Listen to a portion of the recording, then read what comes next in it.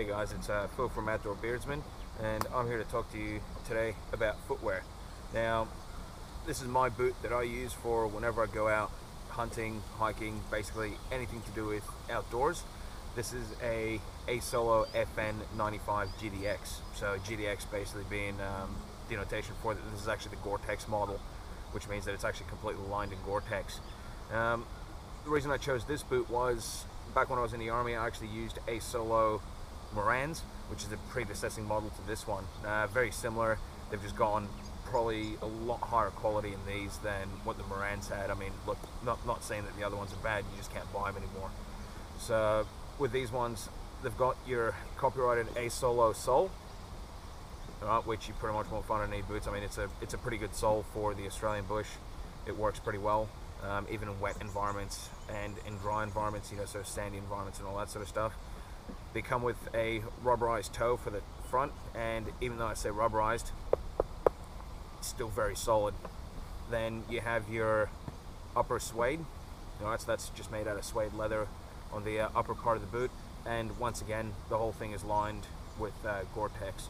So I mean, it's one of those things. The Gore-Tex is waterproof, but you know, you can tell they're a fairly short cut boot. Anything gets in over the top, they're going to seep water in anyway.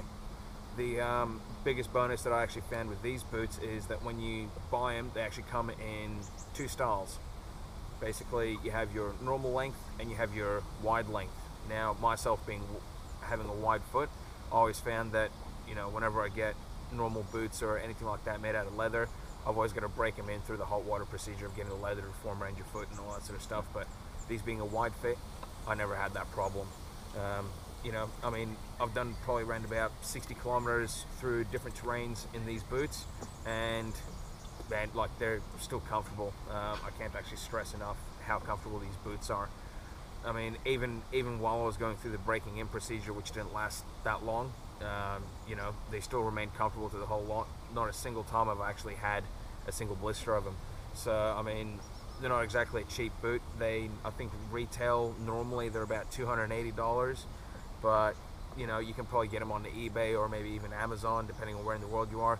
You can probably pick them up for about $220. But you know, I'd definitely say that this is a highly recommended boot. I mean, it served me well. I mean, even the predecessing model served me well while I was in the Army, and then this one has served me well in civilian life. So you know, it definitely gets my thumbs up. All right, if you have any questions or comments, please leave them below, and yeah, we'll see you next time.